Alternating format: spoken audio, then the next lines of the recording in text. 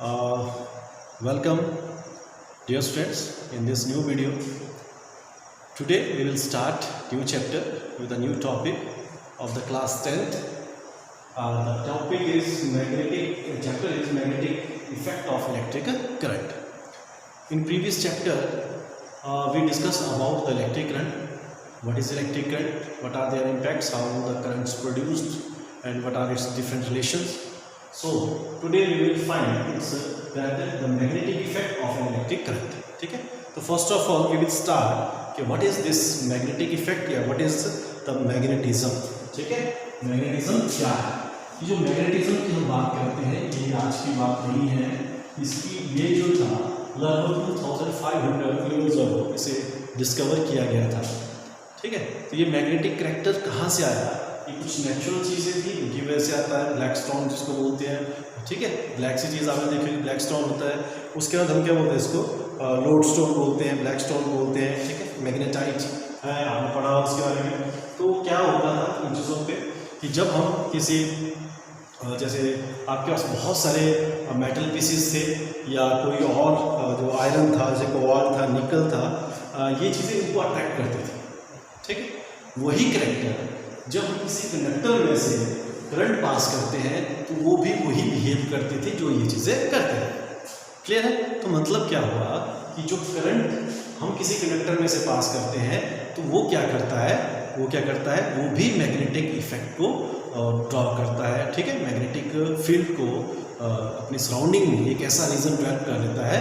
ठीक है? जो जिस रीजन तक अगर हम वहाँ पे कोबाल्ट निकल रखें तो उसको अपनी ओर अट्रैक्ट कर लें.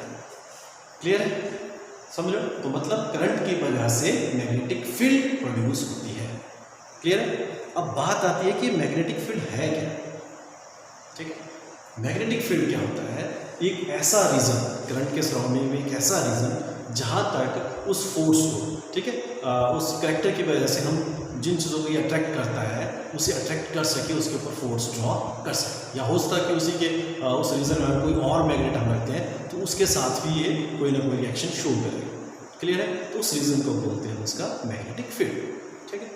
अब जो आपके 10th लेवल की बात है तो उसमें क्या होता है कि हमने एक छोटा सा, ठीक है, एक रेड कलर का है ना, इस तरह का एक क्यूब सा लिखा हुआ है.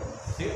उसमें एक एंड नॉर्थ पोल होता है, दूसरा एंड क्या होता है, साउथ पोल. एक एंड नॉर्थ और एक क्या होता है, साउथ. इसको हम क्या बोलते हैं, उसका dipole.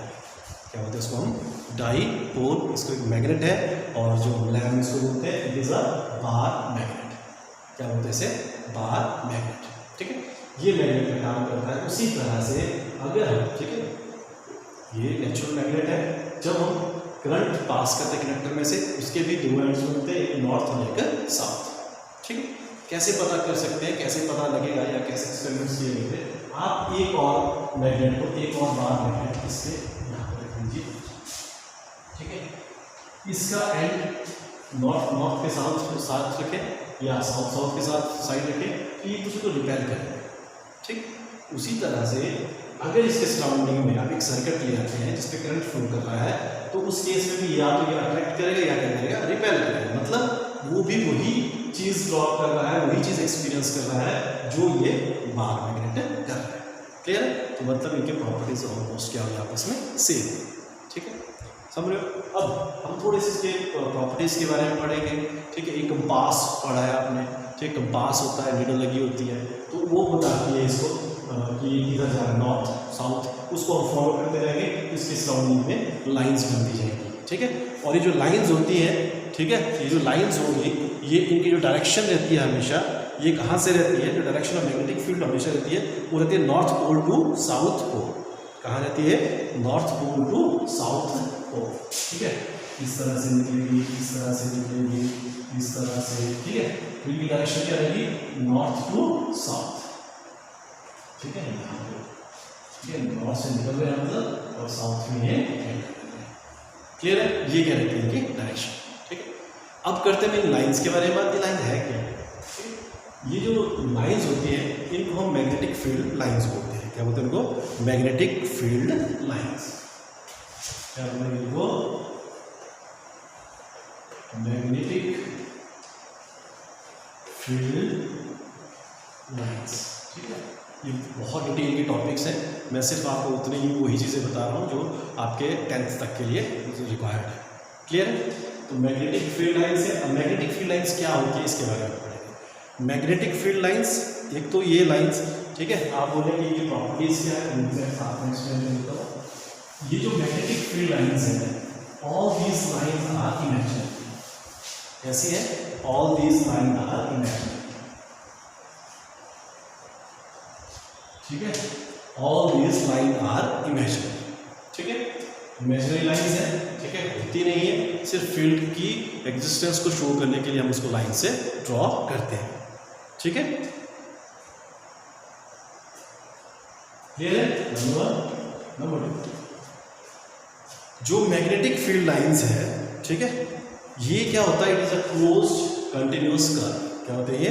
It is the closed continuous curve, ठीक है। जैसे मैंने अभी आपको ड्रॉ करके बताया था, ठीक है, हमें नॉर्थ कहीं साउथ कहीं इस तरह से, ठीक है, ये इस तरह से नॉर्थ से निकल रहा है और साउथ में एंटर हो रहा है। तो ये क्या कहते हैं? ये क्या होगा इसका सेकंड, कि ये कैसे होते हैं? These magnetic field lines are closed continuous curves, ठीक है। तीसरा, ये जो फील्ड लाइंस है, ठीक है, they are tangents at any point on the magnetic field lines, ठीक है। जैसे इस तरह से फील्ड लाइंस है, ये क्या है? इस तरह से, these are tangents, क्या है ये? टेंजेंट्स होते हैं। क्लियर है? उसके बाद 4th पॉइंट, ये मैग्नेटिक फील्ड लाइंस कभी जगह क्लोज होगी, कभी जगह बीच में गैप ज्यादा होगा।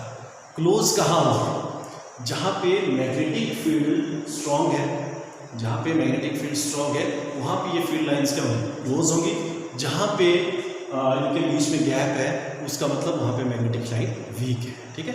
जब लाइंस क्लोज होंगी, फील्ड स्ट्रॉन्ग है, लाइंस में गैप होगा, दूर होगी, तो इसका मतलब फील्ड वीक है।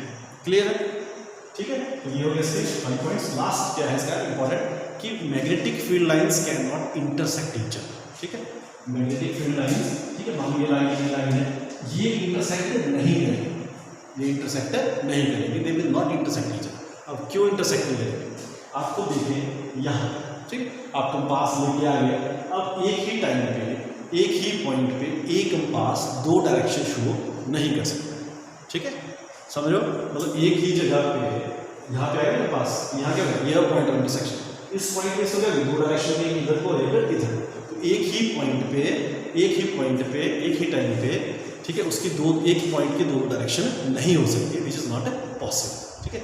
इसलिए वो एक दूसरे को इंटरसेक्ट नहीं करते हैं, ठीक है। तो क्लियर है? समझ रहे हो गया है तक?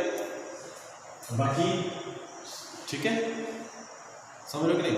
एक बार फिर से मैं इसकी समरी आपको थोड़ी सी बता दूँ, और हमने क्या पढ़ा, किस तरह से हमने ये पढ़ा, वो चीज़ मैं आपको बता देता हूँ। कि ये जो मैग्नेटिक फील्ड लाइन थी, जो मैग्नेटिक फील्ड लाइन थी, इसका जो सोर्स है, ठीक, मैग्नेटिक फील्ड लाइन हमने पढ़ा स्टार्टिंग से, थोड़ा सा और बताता हूँ आपको। मैग्नेटिक फील्ड लाइन जो है आपके पास, वो किसकी वजह से हुई? करंट की वजह से, ठीक है। तो मतलब जो इसका सोर्स है, सोर्स को क्या हुआ? करंट। सोर्स क्या हुआ इसका? करंट, ठीक है। और इसका जो यूनिट होता है SI यूनिट, मैं हमेशा बोलता हूँ, हमेशा टॉपिक का डेफिनेशन और यूनिट्स पक्का पता होना चाहिए, एग्जाम्पल पता होने चाहिए। जो यूनिट है इसका, दैट इज टेस्ला। यूनिट क्या होता है इसका? टेस्ला, ठीक है। It is represented by T, it is represented by Tesla, ठीक है। ये वो SI सिस्टम है। और जो फील्ड जो होती है, ठीक है, जो मैग्नेटिक फील्ड हुई, वो हमेशा करंट के ऊपर डिपेंड करेगी। जितना इसके बीच में जो डिस्टेंस होगा, जितना दूर होते जाएंगे, फील्ड वीक होती जाएगी, जितना नज़दीक होगा, फील्ड उतनी ही स्ट्रांग होगी। क्लियर है? तो ये था मैग्नेटिक फील्ड के बारे में। तो आज के लिए इतना ही काफ़ी है। कल हम इसके आगे के टॉपिक के साथ शुरुआत करेंगे।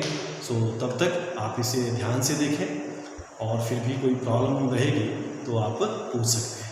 क्लियर है? तो क्या टॉपिक था हमारा? जो ये टॉपिक था, ठीक है, मैग्नेटिक फील्ड का, तो आप इसे ध्यान से करें, ठीक है। नेक्स्ट वीडियो तक के लिए होपफुली आप इसे देखें, बार बार देखें, तो आप इसको आसानी से समझ पाएंगे, ठीक है। Okay, good bye, have a great time, thank you very much.